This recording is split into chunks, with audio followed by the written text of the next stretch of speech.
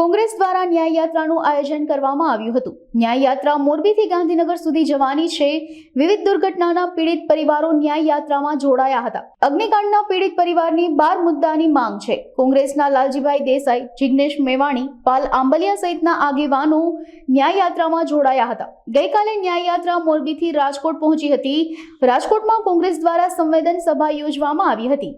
કોંગ્રેસ અને પીડિત પરિવાર દ્વારા ટીઆરપી ગેમ ઝોન ખાતે મૃતકોને શ્રદ્ધાંજલિ આપી જિગ્નેશ મેવાણીયાએ જણાવ્યું હતું કે જે પીડિત પરિવારને ન્યાય યાત્રામાં જોડાવવું હોય તે જોડાઈ શકે છે। સરકારે પીડિત પરિવારની માંગ તરત સ્વીકારવી જોઈએ।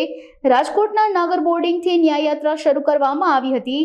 પીડિત પરિવારોને ન્યાય નહીં મળે ત્યાં સુધી કોંગ્રેસ લડત આપશે।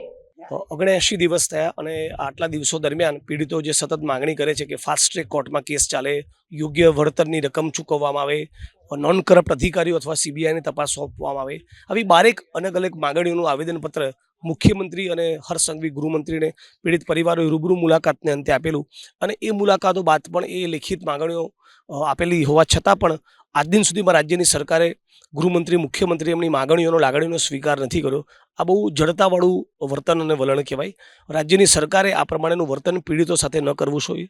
જેને ભોગ બનનાર છે, જેને પોતાના સ્વજનો ગુમાવ્યા, સંતાનો ગુમાવ્યા, પરિવારજનો ગુમાવ્યા, દીકરા દીકરીઓ ગુમાવ્યા, એના માટે તો કેટલી બધી લાગણી હોવી જોઈએ, કેટલું સહાનુભૂતિભર્યું વર્તન હોવું જોઈએ।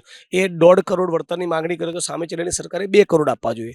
એમની માગણી એવી હોય કે અઠવાડિયામાં ફાસ્ટ ટ્રેક કોર્ટની જાહેરાત કરો તો તમારે 24 કલાકમાં એનું નોટિફિકેશન બહાર પાડવું જોઈએ। એ કશું જ કરવા રાજ્યની સરકાર તૈયાર નથી।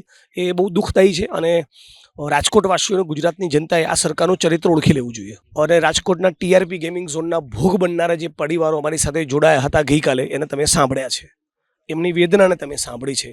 જે પરિવારો નથી જોડાવું, નથી લડવું કે બીજી કોઈ રીતે લડવું છે એનું પણ સ્વાગત છે। જે પરિવારો અમારી સાથે રહીને લડવા માગે છે એનું પણ સ્વાગત છે। અને 12 માંગણીઓ જે પીડિત પરિવારોનો રૂબરૂ મુખ્યમંત્રી મળવા બોલાયા હતા એમાંનો એક પણનો સ્વીકાર કર્યો નથી। આજે રાજકોટ ખાતે ટીઆરપી ગેમ્સ ઝોન કે જ્યાં 2.5 મહિના પહેલાં એક ઘટના ઘટી 25 મેના રોજ, જ્યાં 27 નિર્દોષો ભૂંજાઈ ગયા ભારતીય જનતા પાર્ટીના ભ્રષ્ટાચારના પાપથી અને ગુજરાતના શાસનમાં રહેલા અધિકારીઓ એની લાલચ, એની ભ્રષ્ટાચારી નીતિઓના કારણે અનેક લોકોએ જીવ ગુમાવ્યો। આ ઘટના માત્ર ટીઆરપી ગેમ ઝોનમાં જ બની એવું નથી। આવી અનેક ઘટનાઓ એ તક્ષશિલાથી શરૂ થઈને હરણીકાંડથી શરૂ કરીને ક્યાંક રાઈડ કાંડ, ક્યાંક લઠ્ઠાકાંડ, ક્યાંક મોરબીના ઝૂલતા પુલના કાંડ, આવા અનેક જલકાંડ, અગ્નિકાંડ, રાઈડ કાંડ એવા કાંડ બને છે અને ગુજરાતની જનતા એ ભાજપના ભ્રષ્ટાચારનો ભોગ બને છે। ત્યારે એની સામેની ન્યાયની યાત્રા, ગુજરાતના લોકો માટેની યાત્રા, ગુજરાતના લોકો અલગ છે, એમાં ખૂબ આપ જોયું છે પાપનો ઘડો આપે જોયો છે, મોટા ભાગે 2 દિવસમાં એ ભરાઈ ગયો। ભારતીય જનતા પાર્ટીનો જો અમે લઈને નીકળ્યા એ પાપનો ઘડો ભરાઈ ગયો। એવા ગઈકાલે જ્યારે રાજકોટ પહોંચ્યા હતા, સંવેદના સભા થઈ, રાજકોટના લોકોનો આભાર કે આપે 25મી જૂને સ્વયંભૂ રાજકોટ બંધ કરીને સૌરાષ્ટ્રના હૃદય તરીકેનું જે રાજકોટનું સ્થાન છે એને જીવંત રાખ્યું અને કહ્યું કે અમારું હૃદય તમારી જેમ અસંવેદનશીલ નથી, અમારી સંવેદના આજે પણ જીવંત છે। આવા રાજકોટવાસીઓએ કાલે અદ્ભુત રીતે ન્યાયયાત્રાનું સ્વાગત કર્યું। કોંગ્રેસના સૌ આગેવાનો પણ ખૂબ મહેનત કરી અને આજે અમે અહીંયા જે જગ્યાએ ઘટના ઘટી ત્યાં મીણબત્તી લઈને 27 પદયાત્રીઓ ત્યાં જશે અને ત્યાં શ્રદ્ધાંજલિ, શ્રદ્ધાસુમન અર્પણ કરશે, મૃતકોને આત્માની શાંતિ માટેની પ્રાર્થના કરશે અને પીડિતોના ન્યાય માટે થઈને વધારે લડાયક રીતે લડી શકાય એવી શક્તિ કુદરત અમને આપે એવી પણ પ્રાર્થના કરશું। પીડિતને રાજકીય પાર્ટીઓમાં વહેંચી નાખવાના આ જૂના શતરંજની ચાલ, શકુની વેળા જે છે એ ભારતીય જનતા પાર્ટીને ખૂબ સારી રીતે આવડે છે, એમને મહારત હસ્તગત છે। પરંતુ હું એવું કહું છું, પીડિત એ પીડિત છે, એના દુઃખ, એના દર્દ, એની વેદના આપણે સમજી ન શકીએ, મને બહુ નવાઈ લાગે છે। કોઈ પીડિત પોતે જ આવીને એમ કે અમારે કોઈ ન્યાય જોતો નથી, આવું શક્ય જ નથી। આ કેમ બન્યું, શું બન્યું, તપાસનો વિષય છે।